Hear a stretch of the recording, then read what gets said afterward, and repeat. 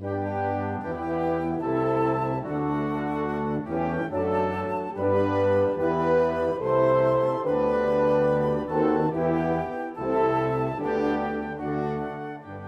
you're still struggling with consent, just imagine instead of initiating sex, you're making them a cup of tea.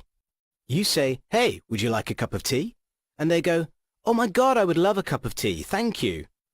Then you know they want a cup of tea.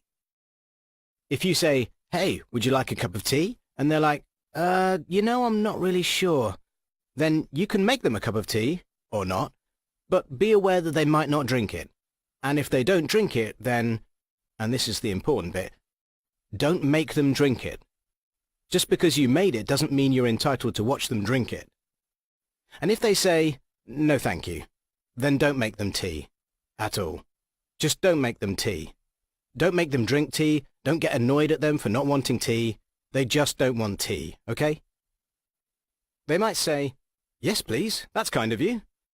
And then when the tea arrives, they actually don't want the tea at all. Sure, that's kind of annoying as you've gone to all the effort of making the tea, but they remain under no obligation to drink the tea. They did want tea, now they don't. Some people change their mind in the time it takes to boil the kettle, brew the tea, and add the milk. And it's okay for people to change their mind, and you are still not entitled to watch them drink it. And if they are unconscious, don't make them tea. Unconscious people don't want tea, and they can't answer the question, "Do you want tea?" because they're unconscious. Okay, maybe they were conscious when you asked them if they wanted tea, and they said yes, but in the time it took you to boil the kettle or brew the tea and add the milk, they are now unconscious.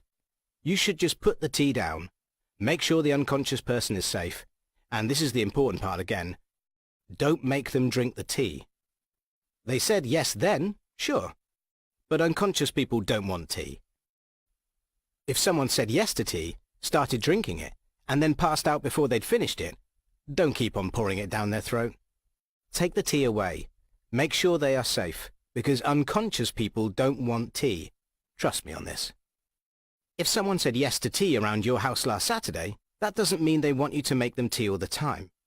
They don't want you to come around to their place unexpectedly and make them tea and force them to drink it, going, "But you wanted tea last week," or to wake up to find you pouring tea down their throat going, "But you wanted tea last night."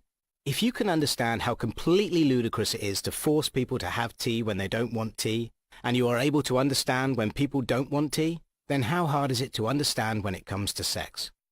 Whether it's tea or sex, consent is everything. And on that note, I'm going to make myself a cup of tea.